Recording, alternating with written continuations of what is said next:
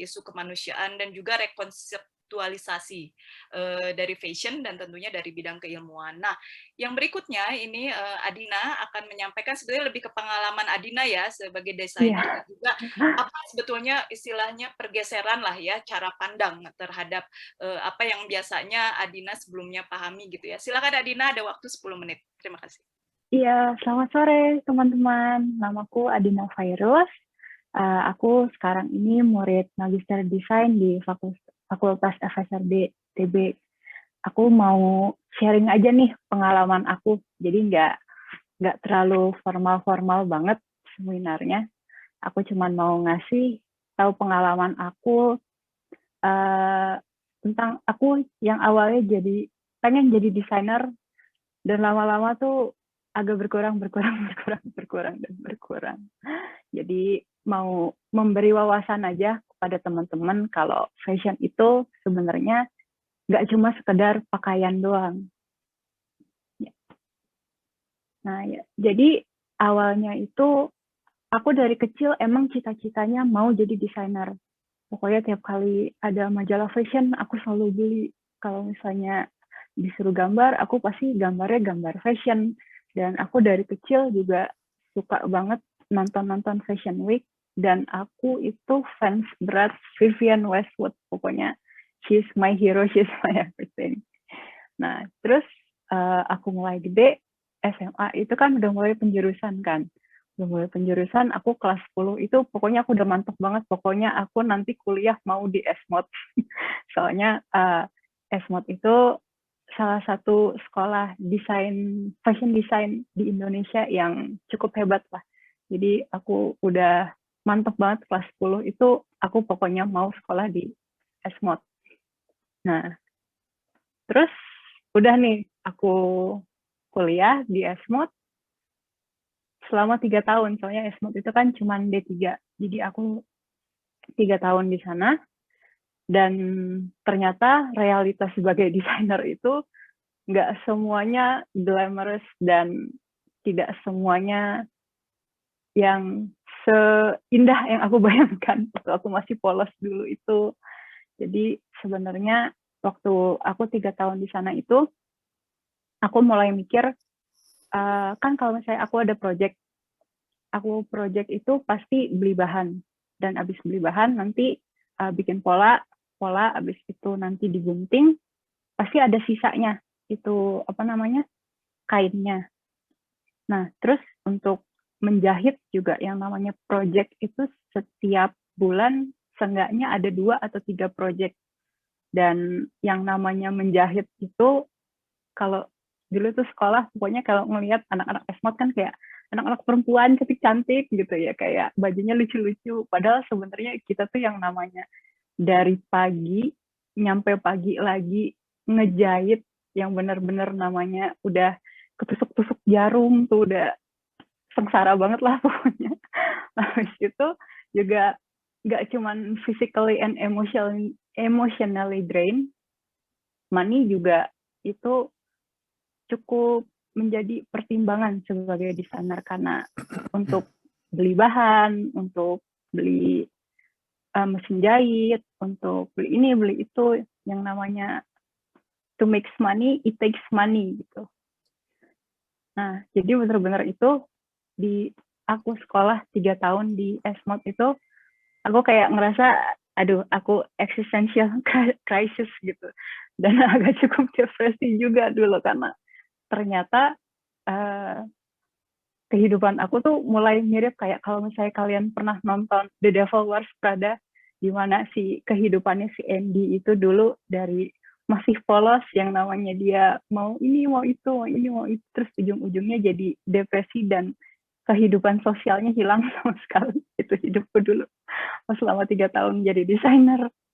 Nah, terus dari situ aku introspeksi diri kayak, waduh, ini jadi desainer kayaknya fashion itu nggak cuman menjahit doang kayaknya. Kayak ini masalahnya tuh banyak sekali gitu. Jadi aku ngerasa apa yang harus aku lakukan dari sini. Kayak aku sebagai anak perempuan di kalau misalnya orang-orang nyaranin mungkin kayak, oh ya udah nggak apa-apa, kamu kan cuma perempuan, nikah aja sama orang kaya gitu kali ya. Tapi kayak apa namanya, aku sebagai wanita yang bersendirian, aku nggak mau dong. Aku harus find solution for my own problem gitu.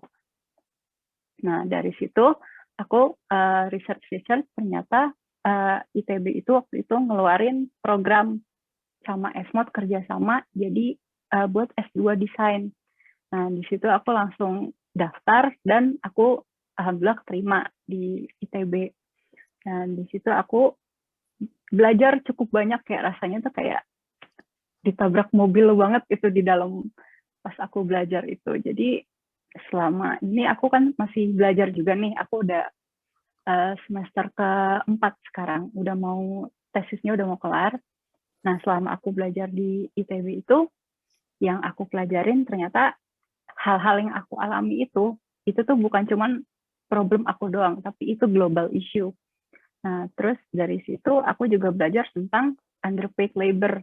Habis itu juga fashion itu salah satu penyumbang waste terbesar di dunia. Dan juga karena dari waste itu, fashion itu tuh bisa dibilang salah satu penyebab kita ada di global warming. Dan ya cukup bahaya lah.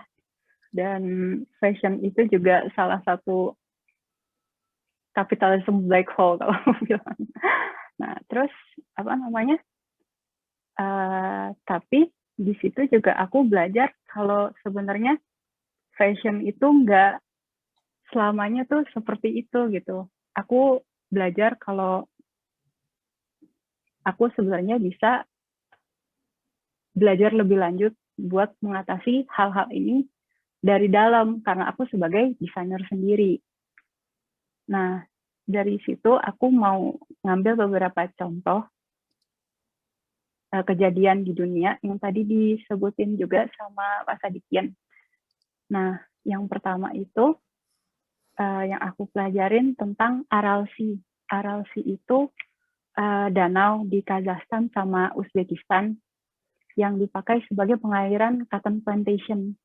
Nah, cotton itu kan salah satu material terbesar industri fashion. Apa namanya? Dari situ tuh kalau kita lihat cotton itu kan natural ya. Jadi kayak harusnya natural itu eco-friendly. Oh ternyata tidak seperti itu. Jadi si Aral Sea ini dia sudah berjasa untuk mengairi si cotton plantation itu, dan sekarang si Aral Sea ini benar-benar habis kering dan cuma tinggal tanah doang. Nah itu kan udah jadi isu iklim dan isu lingkungan global ya kalau udah jadi kayak gitu, karena si cotton plantation ini dia memasok untuk banyak industri fashion gitu nggak, dan siapa tahu mungkin itu salah satu yang kita pakai saat ini. Jadi apa namanya itu tuh udah menjadi problem bersama lah. Nah terus untuk itu juga apa namanya udah jadi baju kan tadi dari cotton terus jadi baju. Nah dari baju itu kan dijahit kan.